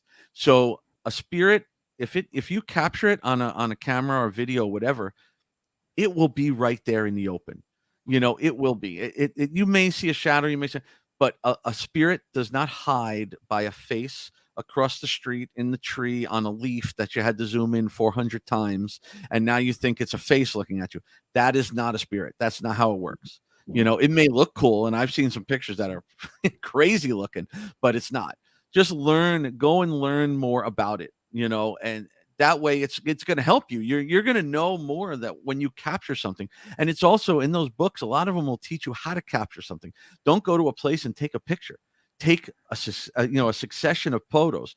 They always say at least 3 photos of the same thing, because if you get the same little shadow in that picture of all 3 of them, most likely it's nothing. If you got it in one of them, then it's a better chance of it could be something. You know your environment. When you take pictures, look around, because a lot of times you'll go home and be like, oh my God, look at this. And then you'll say, there was nobody there that looked like that. But then there was, just be very, know your whole environment, what's around you, where's the lighting come from, things like that, even mark it down on something, hey, I took this picture and there's, because a lot of times you won't see stuff until you get home, and then you're going to be killing yourself when you're trying to remember what the hell was in that room. I missed what that question was that somebody asked. I think it was MWN. Hey, Bill, what's your scariest experience? Also, when I was a child, I noticed things that I couldn't really understand, especially at 9 p.m. The whole thing about nighttime is kind of a little unknown to people. It's any kind of paranormal activity could happen at any time of the day. You could sit here right now. Well, you're at nighttime, me during the day. I can sit here and just whatever. We got a great EVP. One of my team members got it in the middle of the day at a cemetery. The thing is, at nighttime, things are more quiet. So every little sound is enhanced. Your mind starts going a little bit. It's dark. Things just kind of trigger you a little more at night. We go in and investigate more at night just because some of our equipment uses infrared and night vision stuff, because spirits can be seen on light spectrums that our eyes can't see. So that's why we do that. But as far as being 9 o'clock, it could just be that, again, things are more quiet and every little sound is kind of enhanced at that time. Scariest things I've experienced. There's a lot. And I said this the other day too, and I hate to keep going back to one of the first things, but same stories. But my scariest experience was probably my first residential that turned into a demonic case. I didn't know, and the guy next to me got full on attacked. I mean, he had he had 3 scratches from his neck to his spine. And Wow. it was one of the most frightening experiences I've ever had. And most people probably would have run for their lives and never gone back to this field. But it made me interested. Like, it wasn't about, oh my God, he got attacked. It was like, why did he get attacked? Why didn't I get attacked? I didn't understand. It made me more interested, and it made me want to help people because I saw the fright in these people's faces. That's when you do the residentials and you see the frightening look on these people's faces when they think something's in there. And even sometimes just to tell them there is nothing at all in here is just a huge amount of relief for them. Sometimes they don't want to believe us because they're watching a little too much TV, but it is really great to see that. But that, I mean, again, any demonic case has been the most frightening experience I've encountered. And anybody that tells you they're not scared on a demonic case is 100% lying. 100%. Because when I go into a regular investigation, I don't get scared. I've been touched. I've been pushed to the floor. I've been, for the most part, spirits don't hurt you like that. But I have been knocked around a little bit, but it doesn't frighten me, But in a demonic case, you don't know what's coming. You don't know where it's going, and you don't know who it's going to hit. So I don't look forward to demonic cases. I go if they need the help, but I don't. It's not like I'm sitting here going, "Oh, I can't wait for my next one." No, not at all. You're truly stepping into the unknown, aren't you? Till you get 100%. You can't really prepare yourself for anything until you know what kind of thing you're dealing with. Maria, just get that back up. Hey, Linda. Maria, next time you and Ron come out on an investigation, we'll go to every part of the location. We'll do the 3 photos that Bill was saying about, and we'll check everything that we do. Because I think that's a great bit of advice. I have to come out there and come on an investigation with you guys. Definitely. If you're ever in the UK, we have some great locations that we go to, and that's a deal. Yeah, we'll definitely remember that, Maria. I'll write that down in my notepad. I've been wanting to come back over there because I'm actually. Do you know the Ghost Club in the UK? They're the oldest known. Yeah, look it up. They're the oldest known. I guess Ghost Club in the world. I think I had it up there. I think it was like 18 something they were formed, and it's formed of most of the people are parapsychologists and real researchers and investigators. I'm a member of that, and I've always wanted to come over and get involved. They do investigations, they do monthly meetings and stuff. I've always wanted to get involved in that. Yeah, come back here. So yeah, I want to come over there because when I was there, I was only there for 3 days, and it was right after New Year's. And they were having a meeting, but it was like 2 days after I was leaving. I actually contacted them, and not that they know me so well, but I'm like, hey, can you switch it to a different day? I wanted to be there and go to one of these meetings, but it was too close to New Year's. They were all, on holiday or whatever.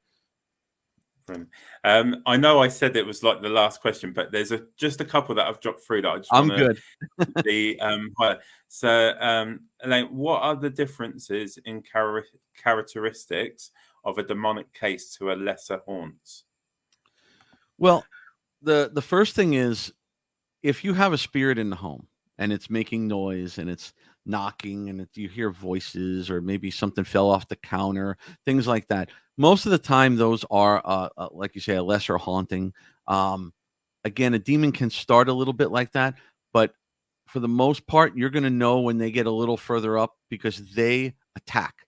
They do physically harm people because they have two goals. They're there to harm you or have you harm somebody else. So a lot of the things, like when we do let's say a residential, we do have a list of a ridiculously long list of questions that will let them tell us all their story, but we do go through all these questions, even if we know sometimes it's not demonic. No way, but we're going to ask these questions anyway. There's a lot of things you can tell on people. And again, this is where the kind of questionable comes in between mental illness too. Have people been staring at you and not blinking for long periods of time? Are they talking in strange languages they wouldn't know? Are they talking in tongues? Are they speaking with strange voices? Obviously, have they levitated off the ground? That's a telltale sign. Run if you see that. Run and get somebody to help you with that one. But like a lot of that stuff, there is a lot of known stuff where everything is mocking the Holy Trinity. So demons will knock 3 times, they will scratch 3 times. Everything is done in threes. And like when I was saying that case, that guy that got scratched, that was more than scratch. It was from his neck to his spine. And it was 3 razor blade like marks. Now, at the time, I knew nothing about demonology. So it was later on that I learned about demonology that I associated it to that case. Demons scratch like a razor blade. It is like a razor. When you see a lot of people put things up and they're like, oh, I woke up and I was scratched in the middle of the night, and you can tell it's a fingerprint, because it's like if you scratch with your finger, you have that kind of wide, like kind of scratchy mark. These were literally like if you took a razor and just went down somebody. That's what more of what a demonic attack is. It's more like a razor. So there's certain signs like that. Like I'll be honest, I had a guy, maybe he's out there listening, and if he's listening, I hope he contacts me, because we were doing I do a lot of conventions. I was a guest at MegaCon here in Orlando. There's a big convention, and when we do our panels, we get a lot of people that come up to the booth, and I have all my equipment out, and we do a lot of stuff, very interactive with everybody. And this kid came up to me, and he was like, he wanted to know a lot about the difference between demons and spirits. And he was very strange, very quiet, very laid, very to himself. And, I don't know. We get a lot of people like that. So I don't think too much of it. But he kept talking to me, and I was talking to him, and I started explaining, and I was doing it on purpose. I started talking to him probably for about 25, 30 minutes. And I can tell you this, in that 25, 30 minutes, he never blinked once. So I kept asking him, are you asking about something? Are you in trouble? Do you maybe think something's wrong? And he wouldn't answer me. Like it was almost like something was holding him back from answering me. I gave him my card. I mean, I would definitely be brought back to MegaCon if we did a live exorcism right in the middle of the floor. But and I can't do exorcism, by the way. But something like that, it could have been also a mental illness. There's people who are artistic and stuff that could happen, but he was very, very quiet, very to himself, and kind of really frightened me a little bit, to where I don't know. And I gave him my card. I haven't heard from him. Hopefully he'll contact me. And, you don't know, because you don't know if there was something on him that was not allowing him to do it. Because he did step in front of me, and on the table where he was standing was my cleansing kit with my cross and the holy water and all the stuff. And he did, when he walked over, he did step back a bit. I'm not going to do anything to him unless he asks me, because I'm not going to just go and just start blessing him, because if it was something bad, it can aggravate it. And again, we don't need it coming out in the middle of the MegaCon convention. we don't need to be on TV that way. No. And just to follow on from Elaine's original question. Is there a visual aspect to the demonic cases you're investigating, or just tactile? Visuals, I've seen visuals. I mean, visual, some of the stuff you see obviously on TV and movies is enhanced for TV and movies, but there is stuff that actually does happen. I've seen things fly across the room. I've seen a person levitate off the floor. It's rare, but those are visual things that you will see. The orbs I was talking about during a demonic case, I've seen it, and the orb flew around, and the one orb actually grew and flew around, went into the corner of the room, expanded into about a 7 to 8 foot like shadow, and then it dissipated like smoke. And then the couch lifted up, flew across the room. The priest was reading the minor rite of exorcism, missed him by about 6 inches. The priest is a pro because he didn't flinch. I mean, we all jumped, because that couch went about 3 feet in the air and flew.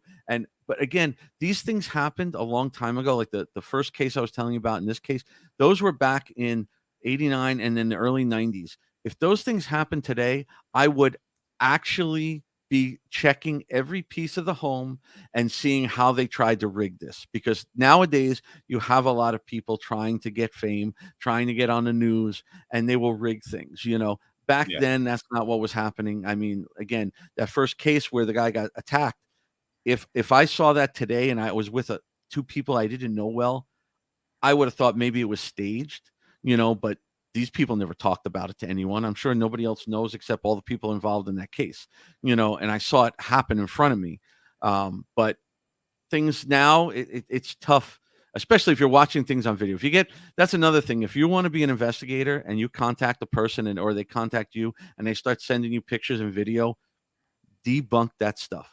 Don't immediately think, oh my God, I saw something move, the cabinet opened, and it's got to be a ghost. Don't think that, because you'd be amazed at what people can fake. And I have a video that I just got permission from the guy that made it to use in my lectures. And he shows you, I have to show it to you. It's just a great piece of video, because it shows him walking up, like kind of crawling in his kitchen. He reaches up, he takes the cabinet door, he opens it, he closes it. He goes to the other one, he opens it, closes. He shakes the shelf, and then he goes back. He films it without anything, and then he makes a video mask where he was and places half of it underneath, which is the plain part, and then all you see is the cabinets opening. And I guarantee you, I could put that up there, and a million people would think it was a ghost, and it wasn't. Yeah, the video editing skills are unbelievable now. That's what I always say, that you can't take everything as guaranteed because of how easy, and especially where technology has evolved so much. It's so easy to be able, like, especially in this industry, to be able to fake evidence. And and the shame about it gives people a false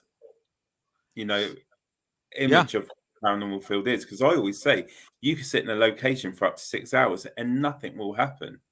Sometimes when you watch stuff on TV, they make out something happens all the time, and we know it's not true. It's edited down. It is. You just got to be a bit more open-minded on what you're watching and what information you're taking from, because it is a lot different when you go out and investigate. It is a lot different. There's something for the new people. Patience. If you don't have patience, don't do this, because you'll go somewhere. Like I said, we've been in places for 5-6 hours with 5 cases of equipment, 4 people, and captured nothing. You have to be able to understand that, and you need patience. You do. I say it's like going fishing. You cast the rod, and you got just sort of sit there until you get the bite. And sometimes you might get that big fish, which is an amazing piece of evidence, or you get the smallest little fish, which is something very small that happens. You just got to be patient in this field. You've got to be very patient and prepared to. You might have caught something, but actually, when you go home and look at it, you've got to debunk it yourself, because there's a reasonable explanation why that's happened. And like you're saying, and that's why I say learn, educate yourself, because there's so much out there that can be faked. Like I tell people, a lot of people ask all these TikTok videos of people like, you see them, the doors are opening and closing. And look, here's the easiest thing if you want to know what could be real and what is not real, is when you see a video of a person with their phone going like this, and they're going, look, and the door's opening, closing, and you hear noises and things. Fake. Why? Because they would be running their ass out of that house if that was really happening. There's no way they would pick up their camera and start filming it. Not going to happen. They would run, and maybe unless they're a seasoned investigator, but otherwise they're going to run for their lives. So there's one more question, and then I'm gonna let you go in a minute. But there's one that's just popped in, and I think it's a good question. Do you recommend a priest to bless a home before moving in? Yeah, I think it's good. I know anybody, even if you don't think there's anything in there, it's always good to bless the house because it does cleanse the energy in there too. And whether you're Catholic, whether you're Catholic, Christian, Jewish, whatever, get your priest or rabbi or whoever, come and bless the home. It's always a good thing. Yeah, definitely. I mean, like I said, if there was something in there before you, it helps get rid of it. If there was just bad energy, and learn about cleansing. Cleanse your home once a month with sage and stuff because it just clears the energy. Here, one thing about a lot of teams that learn from TV and everything, they don't learn about energy. Energy is something that we don't know a lot of all about it. But for instance, there's one thing that I used to make fun of my wife with. I would buy her flowers, and then like 2 days later they would die, and I would tell her, I'm not buying you flowers anymore. You're just wasting my money. They just die in in 2-3 days. And she's telling me that's the energy in the home. And now I know a lot about energy, but I'm going, for flowers? What the hell are you talking about? I was even kind of saying, she's a little crazy now. And then she cleansed the home. And honestly, I swear to you, from that point on, every time I bought her flowers from the same place, the same type of flowers, they were lasting 2 to 3 weeks. And then maybe I don't know how many months later, they started dying again. She cleansed again, and they weren't dying. So energy in the home has a big thing. And she, like I said, she's a licensed feng shui consultant. So she knows how energy flows through the house. And she yells at me all the time because she says I'm the one who brings all the bad energy. And from what I do, I watch horror movies all day when I'm home, and she hears all the screaming, and she says, I fill the room with energy and then bad energy, and then she got to cleanse it out of here. So she's got a lot to put up with you then when yes. you're doing this. Bless her. Brilliant. I just want to say thank you for joining us tonight. You've been absolutely amazing. I think everyone will agree it's been great to talk to you. But just before I let you go, where can people find your content? Do you have social media that they can go and follow you on? And what do you have coming up that you're involved in? Well, first of all, my website is my name, BillSlevin.com. All of my social media, Facebook, a lot of it is in the process of being kind of rebuilt and building up because I just hadn't had time because I also have our team. My team is PERSFL.com. There's stuff on both of those sites. You can see everything we do. We usually have a calendar of events, everything we're doing, where we're going. Again, all social media is Slevin Paranormal. So my YouTube is at Slevin Paranormal. I just got it started. It's there, like with the header. We're working on possible first videos. It is going to be very different. I'm not there to do an investigation thing like we're doing a TV show. I'm going to do some stuff we're investigating. I'm going to do educational videos, interviews. I'm going to do all different types of things. So it's going to be a lot of stuff, geared all around the paranormal field. On Facebook and my website definitely are the best for what we're doing. This next Saturday, May 6th, if anybody's in the States, I will be doing a convention in Opaka, Florida. It's just a little bit north of Orlando, about 15-20 minutes. It's called a PopCon. So you can go online and see that. It's APOPKON.com. It's going to be a really fun event. I'm one of their celebrity guests with a bunch of other people.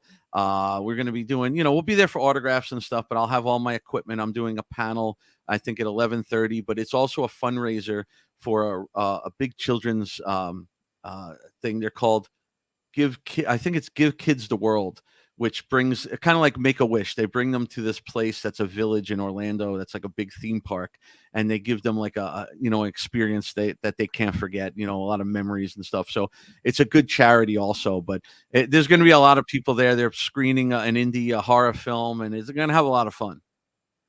That sounds absolutely awesome. And, guys, what I will do afterwards is I've got Bill's links, and if there isn't any that I haven't got, I'll get them off you, and then I will put them in the description. So if you want to go and follow Bill, you want to see what he's doing, I'll put all the links there.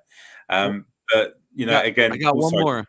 I got one more, if it's okay. I just remembered. Yeah, go for it. If anybody's here, or if anybody wants to come over for this in September, from the September 15th to 17th, I will be part of the Phantasm Horror Convention.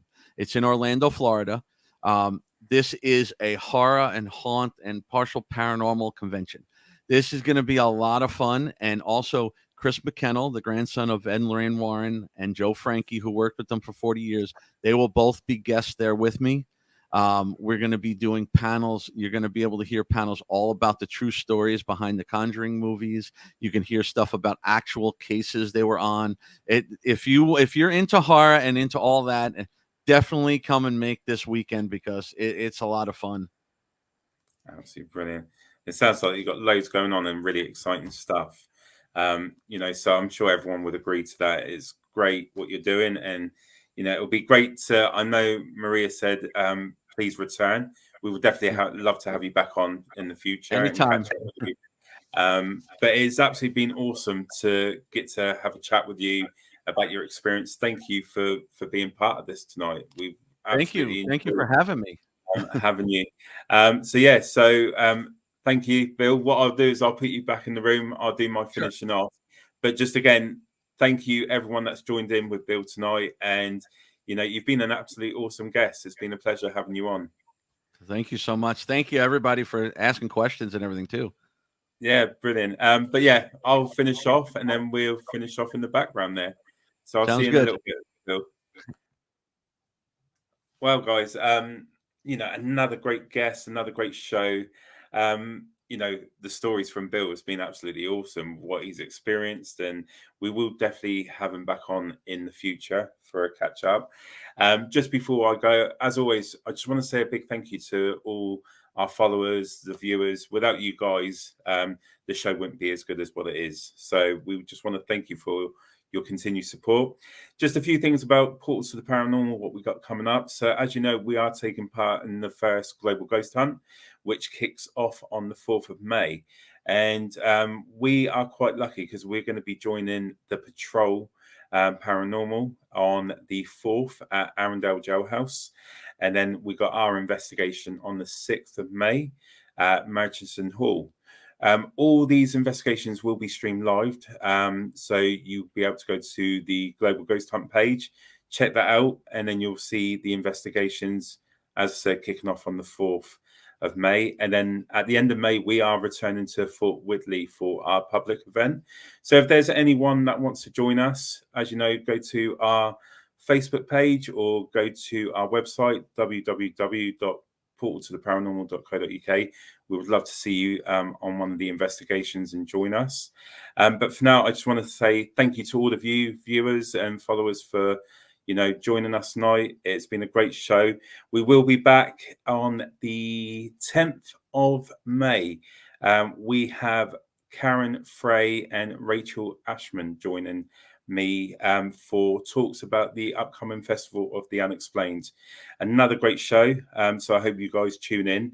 But for now, I'm going to say my goodbyes. Again, thank you for joining us, and we will see you very soon. But take care and enjoy the rest of your weekend, everyone. Bye.